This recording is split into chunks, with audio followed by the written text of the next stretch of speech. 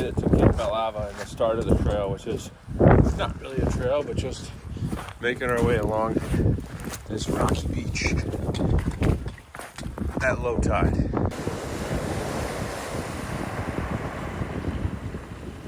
We've been on the Pacific coast for, I don't know, most of the day, ever since we got off the approach trail, and it's just been beach walking, which varies between gravel and then loose wet sand, and then headlands, which we're climbing over right now because we're hitting it at mid-tide. It's not high tide or low tide, but we have to climb up and over the rocks so we don't get our feet wet.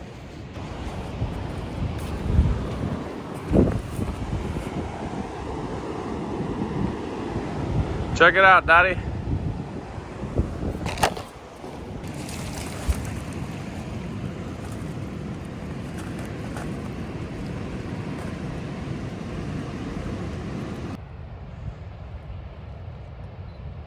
We slept in a bit this morning to get some extra rest because the 2 nights before that, we slept 3 hours and 5 hours.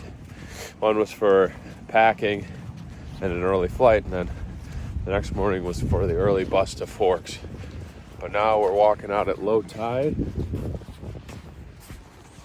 and on the beach instead of the rocks that we had yesterday, and eating some breakfast as we go.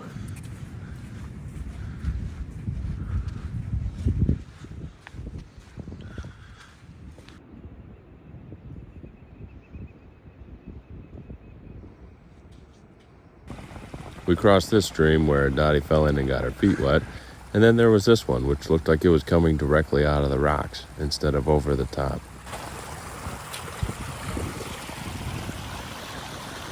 Each one of these rock stacks has their own vegetation growing on top of it and birds flying between it. Each one is like its own little world. I can't say I've ever been hiking in a place like this. Very unique. Just to be walking so close to the sea life instead of in the forest was something brand new for me. I mean, we were walking directly over the sea life in the tide pools and trying not to lose it going over these rocks. Even the rocks were different though. Each one of them covered in all these little burrows and columns. Each one of the holes had its own little creature living inside of it.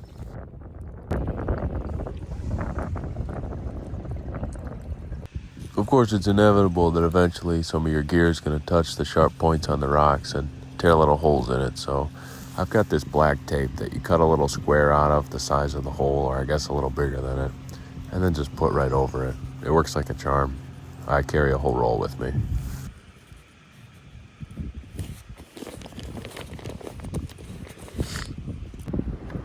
When we got cliffed out, meaning we couldn't walk any further on the shore because there was a cliff in the way, we took these ropes to get up on the headlands. After coming over the top of them, back down onto the other side where we could walk along the shore and look out at the big waves crashing in on these rock stacks and along the beach. Eventually we came to a river that was too wide to cross on foot, and without any boats loitering, we had to find somebody's car to give us a ride around it. I guess we could have walked, but that was 11 miles that didn't make any forward progress, so we didn't bother. In the backpacking community, yogiing is a verb where you hang around a bunch of people coming to the park for the day or whatever, and you look helpless, and you try and get some food off them, which we just did. And a ride across the channel because there's no ferry, there's no bridge or anything. But she's going to the toilet right now. She gave us some chips and some cookies. Some cookies. And we yogied them. There's a new word for you.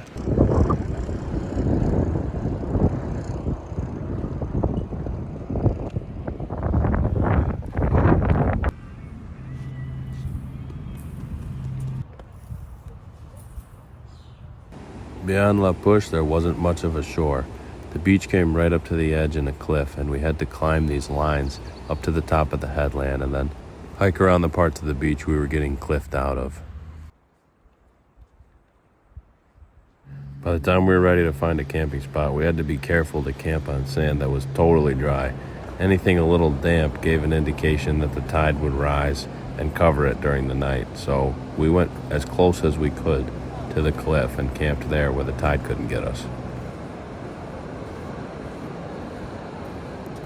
This is day 3 of shore walking. Right from the start of the trail, It was on the Cape right next to the ocean, and we're still right next to the ocean. Mostly it's been rocks. Big ones, you hop from rock to rock to rock. But right now we're on this beautiful, firm packed sand, and we can walk at full speed instead of Hobbling along. yeah, hobbling along and whatever. But we do have some headlands coming up where you have to get through them at low tide, because once the tide rises, the land disappears and it's just water smashing on the rocks, and you'd have to wait. Or, like we did last night, climb up the headland, over the cliff where the rocks are, and then down the other side, which also worked out. So if there is such a way around and we get there after the low tide, we'll try and do that. The route we're taking is called the Pacific Northwest Trail, which is relatively new, so there's not many trail markings on it. It goes from the Pacific coast in Washington, down the Olympic Peninsula, across the Cascade Range, and then into Idaho, and finally ends in Glacier National Park over in Montana. Unfortunately, Dotti can't stay the entire time. She has obligations over in Australia and is catching the train out of Bellingham, Washington, to take a plane back to Australia on June 25th. We're hiking this trail mostly alone because people usually start later. They wait until later to start because they want the snow to be melted in the Olympic Mountains, the Cascade Mountains, and the Rocky Mountains over in Montana. If you do this, it would mean starting in about another month. That is a whale's jawbone. It takes this big mouthful of water, and then those little teeth, when it exhales the water, the fish get caught, or the krill or whatever get caught in those little teeth. All of this will be covered at high tide. Low tide was a little under 2 hours ago, and we're still going to be getting our feet wet on some of these rocks, it looks like. If we waited any longer, all the land would be underwater. It was called Diamond Rock or Diamond Point or something like that. Basically, it's this area that you have to go through when the tide is at -4. It's called a tide restriction, because all these rocks would be covered by water if we didn't. We hunkered down between these two massive trunks and took a break because we've been marching pretty hard all day to get around that point where I said we had to go around at low tide. So as soon as we got past that point, it had been 10 miles without a break, and we sat down. I had some coffee, and Dotti had some peanut butter and bars and stuff, and I ate a block of pepperoni. Anyway, we came over the hill just now from all those piles of logs, and we're along the whole river now, and that's the last we're going to be seeing of the Pacific Ocean. This is the trail now that we just got off the road, and thankfully it's all thorn bushes, but at least the berries that grow on them aren't even ripe yet. There's so many different skills required to do hiking that it's hard to say you can be a master of hiking, because you have to know all kinds of different stuff.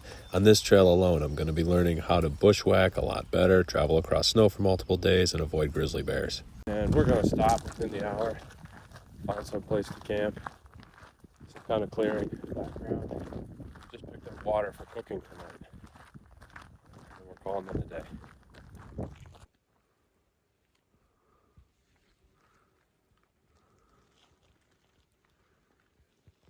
Eating 2 packs of oatmeal and a scoop of protein powder as I go. And what are you having, Dotti? I got a hot chocolate. That's warm. Yeah. This girl doesn't eat. Just drinks hot chocolate. I'm all set. I do eat. I You have a don't half eat? after this. Oh, my bad. 100 calorie breakfast. I don't know how she does it, but I'd be eating out here. We are going to Forks. We'll be in the area tonight, and then we'll probably hitch over there tomorrow morning, depending how fast we get there. This is kind of the ideal shape of a road walk. Nice and green, and all this water magic around us, the trees, the moss, the birds singing. This hasn't been a road for a long time. We came in on the other end, and it's all overgrown to come in, so nobody's driving on it, but this is the path that we will be following for a couple more miles until we get to another forest road, and then walk the rest of the way into Highway 101 and hitch to Forks. Well, we made it to 101, which is the road crossing that takes you into Forks, and We're walking up to a better spot to hitchhike the rest of the way into town because it's, 15-minute drive and it's off trail, so we're not going to bother walking it. If we can, we'll get a ride. So first wave of cars picked us up. One guy, a firefighter, told us this hilarious story about a fat lady on the beach. It took them 6 people to carry her up the staircase all day long. And then like 500-600 pounds. That's what he said. And then once they got to the top, she said, actually, my ankle's not broken. I don't need to go to the hospital. And drive home. Yeah. We're at the public library right now in Forks, where we are using the computers to look at satellite imagery of the next section coming up in Olympic National Park. And the satellite imagery was taken within the last couple days. We're using this tool called Copernicus Browser to look at the snowfall and stuff. And in the next portion, we have 10.3 miles of snow travel based on where the trail goes and how much white is on that line, how much snow is on that line. And then on the next section after that, we have way more. So between here and Port Angeles, we have about a day of traveling on the snow, and we've added a day's worth of food into our backpacks for that. 63.9 miles total, but one full day of that's going to be on snow. And then for the next section between Port Angeles and the end of Olympic National Park, we have 15.8 miles of high snow based on satellite imagery, 7.2 miles of medium patchy snow, and then 8.2 miles of low snow.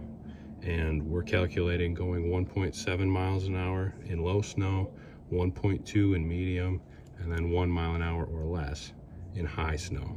And then on clear ground, we travel about 2 miles an hour. And I hope the calculations are right, but even if they aren't, we're packing an extra day's worth of food, and we have micro spikes, ice axe, a ton of extra clothing, and pretty cold weather sleeping bags too, so we'll see how it goes. We got fuel canisters, groceries, and hot food in the same place.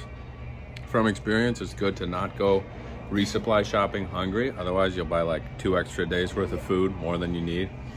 But Dotti got us the meat of a dead chicken that's been fried in grease, and that's what we'll be eating before we head back to the trail. Probably hitchhiking, The but leftovers for the day, so it was nice and cheap. yeah.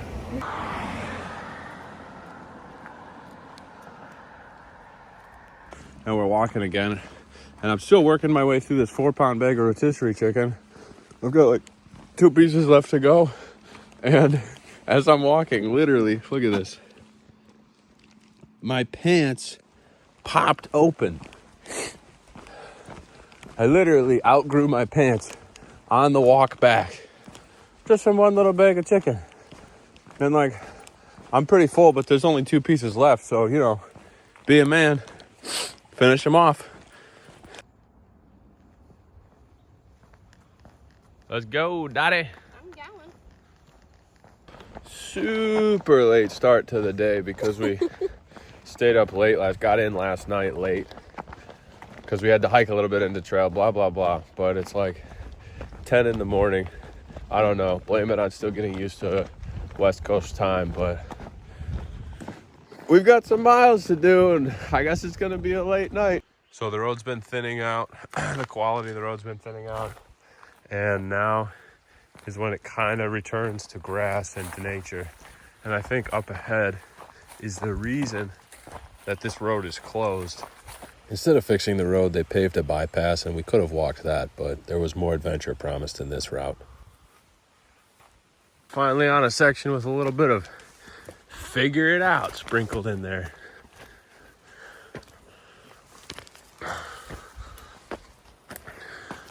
Definitely fulfills that need for adventure. Look at that thicket. We gotta go right through that thing. Let's go. So this would be the reason why the road was closed. The rainforest east of Forks, Washington was unique, unlike anything I've ever hiked through. Just like the coast, all the sights out there along the trail were new to me. This is about as nice as a trail can get. I mean, look at this. Beautiful, beautiful setting, beautiful path. They even cut all the grass beside it so you don't get leaves brushing against your pants and stuff. The canopy almost completely covered out the daylight with these giant trees that reached way up into the sky, and their branches didn't even start till the very top. Plus, of course, the deer, elk, slugs, and many other life forms that the rainforest supports. I said earlier that this is a relatively new trail, and that's true. But what it does is it uses existing trails and roads and routes through the forest to get from the Pacific coast, where we started, to Glacier National Park, where I'll be getting off of this trail. So you really do go through some very different biomes and different scenery along the way. It's been a long time since either of us hiked any kind of multiple day, long distance hike, so going at this day after day, hour after hour was pretty exhausting, and I was looking for any kind of distraction I could to keep my mind busy. I found this little piece that looked like it fell off of a selfie stick, and I kind of rigged it up to my chest strap on my backpack so I could get a different point of view filming while I hiked.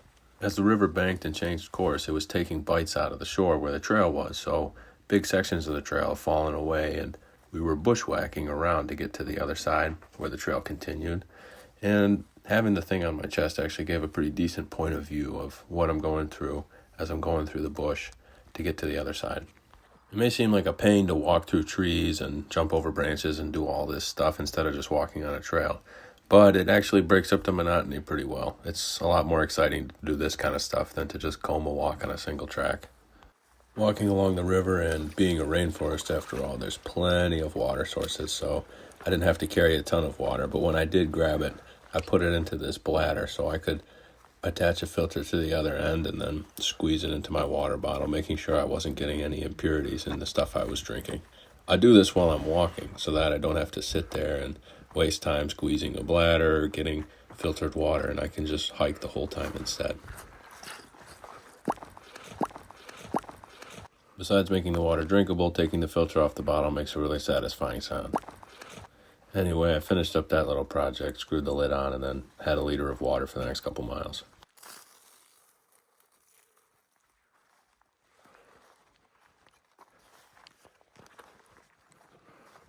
Flapjack campsite, where we ended up staying that night, was pretty idyllic. It had these boulders down by the river, a fire ring. We didn't end up starting a fire, but still, the whole setting was really nice, and with the perfect weather we've been having, it made it that much nicer. We ate dinner down by the rocks and then hung a bear bag and called it a night. We had a bear-proof canister until Forks. That kept the rodents and bears out of our food, but now I'm just throwing a line over a branch and then hauling it up every night so that they can't get into it. Mostly it's for the rodents though, but I really don't want to have an encounter with a bear, so I keep all the smellables out of my tent. Mossy rock. Dotti took a pretty nasty fall. Yep. Yeah, look, it's already starting to bruise. Got that blood going, the little tear. I didn't even notice the tear.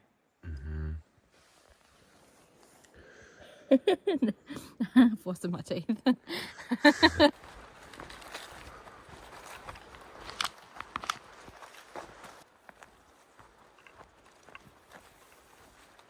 This side of the national park, hard to say whether from funding cuts or because of how much it rained and how fast everything grows. Everything was pretty overgrown. The trail was pretty covered in grass and plants from either side, and it hasn't rained in a couple days, so thankfully we weren't walking through a bunch of wet plants, which is really exciting in its own way. But it just added even more texture to the way that this trail changes over and over again and how much of a varied terrain that we're going through.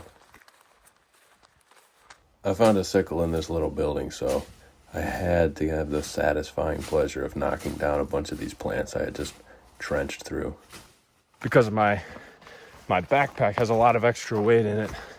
And by extra weight, I mean wool base layer, winter coat, winter hat, ice axe, micro spikes, all this stuff for snow travel and colder weather, right?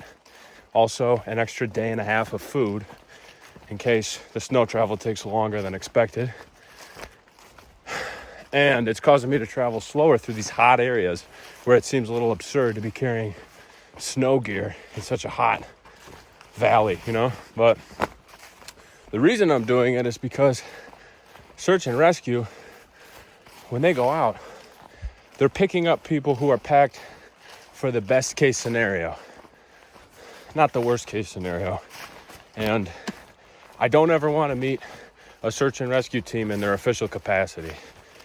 So I like to pack for a reasonable worst case scenario. That was a big big climb for me.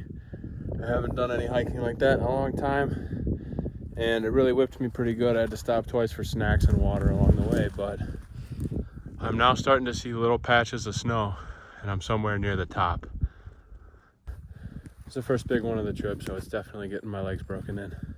The little patches of snow turned to pretty decent-sized piles, and I saw the Japanese hiker, Tony. He's called that because people can't pronounce his entire Japanese name.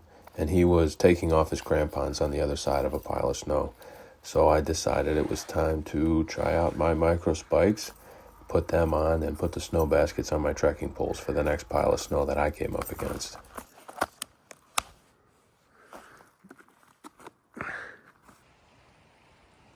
Deer Lake was our campground that night. I got to it after maybe another half hour of walking across clumps of snow, and Dotti showed up a bit later to hang the bear bag, set up the tent, eat as much as we could, and then crash out for a night of sleep and another big day of snow travel tomorrow.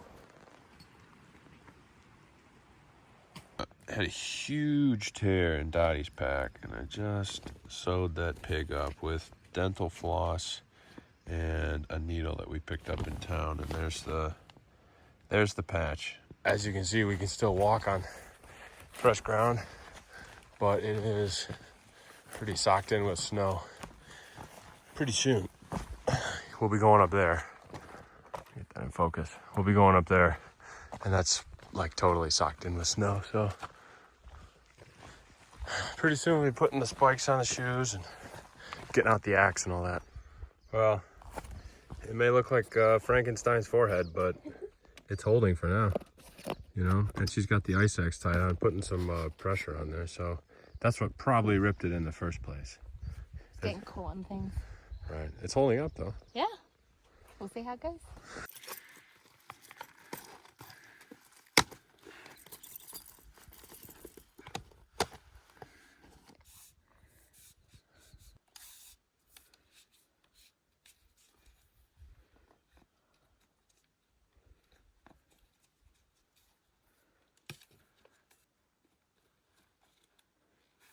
Big adventure. All that done, all that to go. Thankfully, I only went a couple minutes before I noticed that my snow basket was gone, and I came back here to grab it, so I need this thing.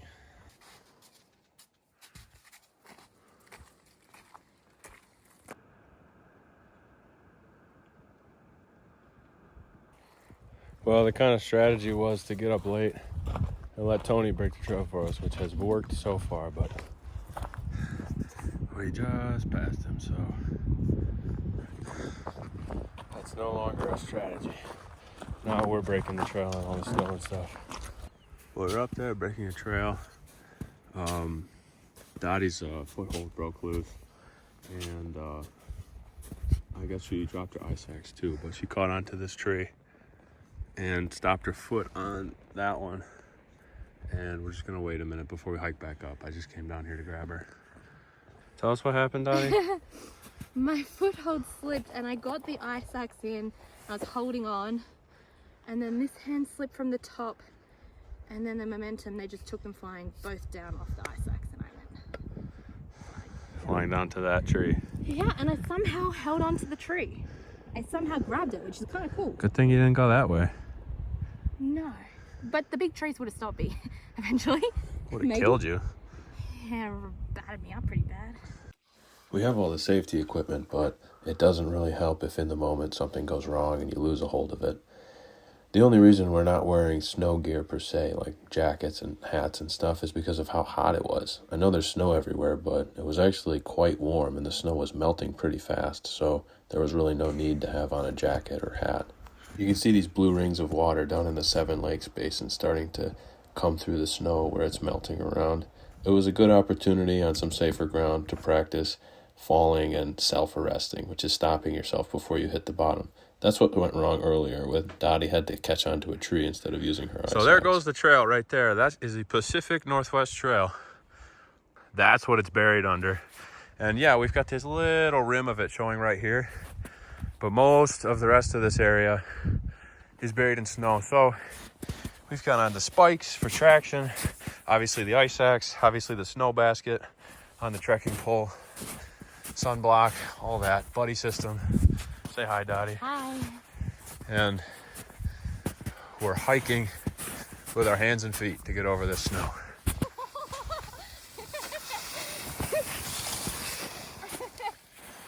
That's fun.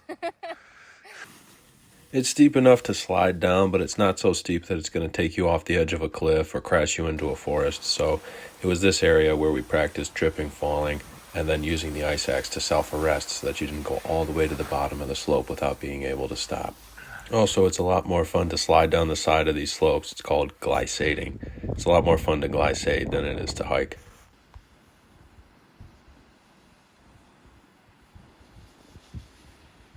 We're off the really high and exposed stuff, the steep snow, and we are into the trees where the snow is patchy, maybe covering about 70-80% of the trail.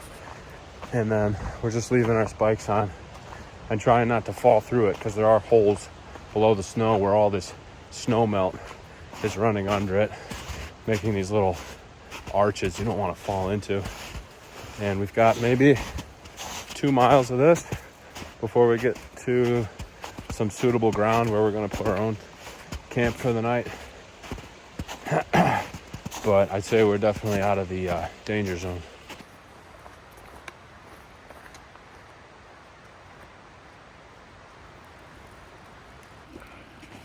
End of the day, I feel like a small fire is a big comfort and a good opportunity to thank God for keeping us safe and remind Him to protect us tomorrow as well.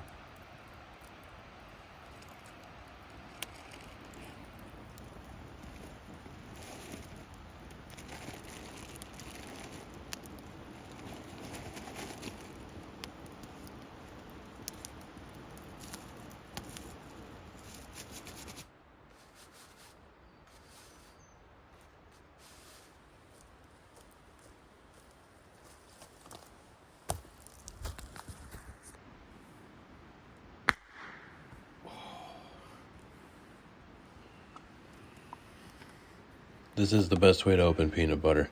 If not the most efficient, then definitely the most satisfying.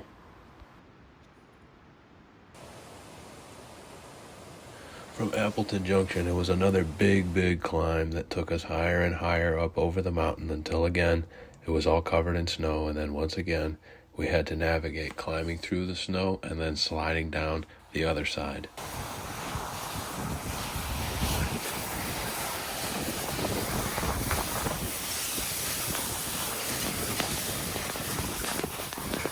Again, the reason Dottie's wearing a tank top is because although there's snow and ice everywhere, it was quite warm out.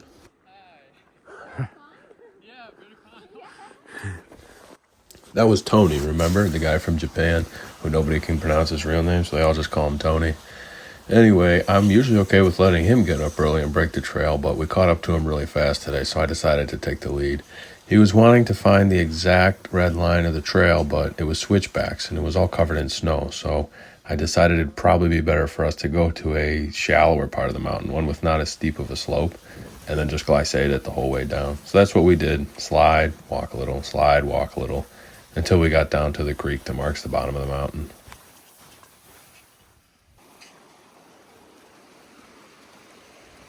I wanted to follow the creek to the river, but there were quite a few waterfalls in between, and I didn't want to negotiate any of them. So I crossed the creek and then started a rather long bushwhack to get to the bottom of the mountain, following the land instead of the water. Tony took all the same routes as we did to get down the mountain, considering the sliding and then crossing the creek. But once we got into the bushwhack, he started following his own way down to the trail. We ended up seeing him about the time we sat down to eat something for lunch. Not much of a trail here. It's all snowed in on the path.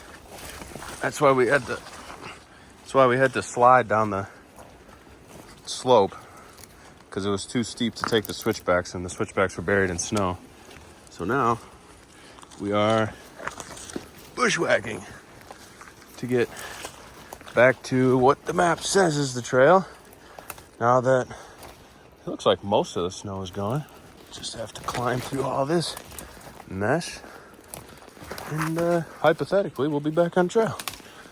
We're on a gentle downslope right now, all the way to the spot where we're going to get on a dirt road and walk toward the 101, but that's still a long ways up.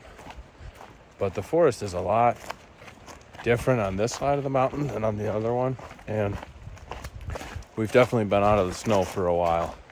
There's streams, you know, like multiple streams per mile, and I don't know, the plants are different. It's easier to walk through, and ever since we got out of that bushwhacking section, pretty much ever since we got out of that bushwhacking section, it's been a pretty cruisy trail. We're taking 5 minutes on the side of the road while Dotti filters some water. Unfortunately, she dropped it in the spring and it's gone, but we have two, so she's using mine. And we're going into town tomorrow. It's a pretty easy thing to replace.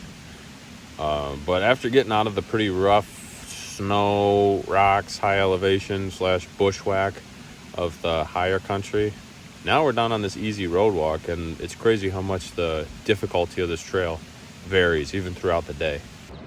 This is how it used to look. That lake right through there, there was a dam. That's what I'm standing on right now, but the dam was removed in 2011, and all this that used to be a reservoir, look how fast it's coming back. All this was underwater in 2011 and years before.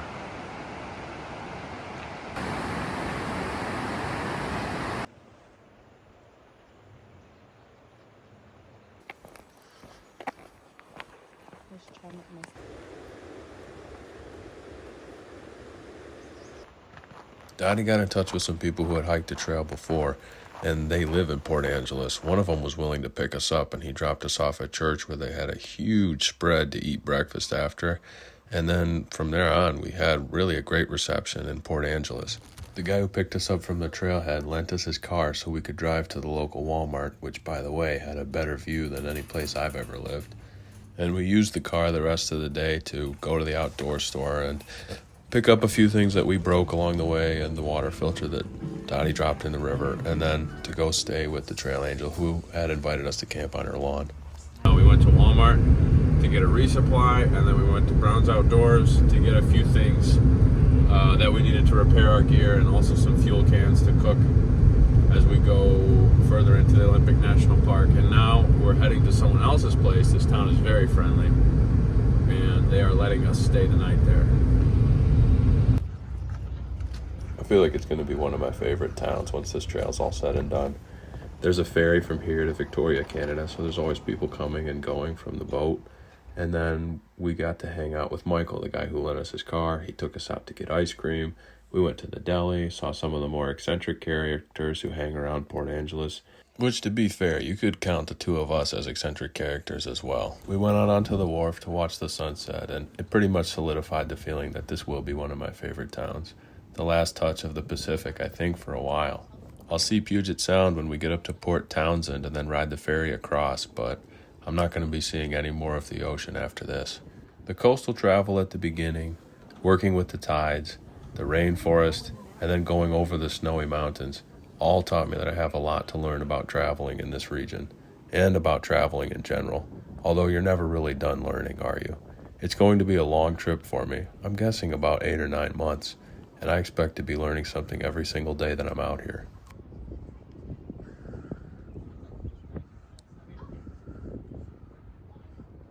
This summer, I'm on the biggest journey of my life, from Cape Alava, Washington, all the way to Key West, Florida.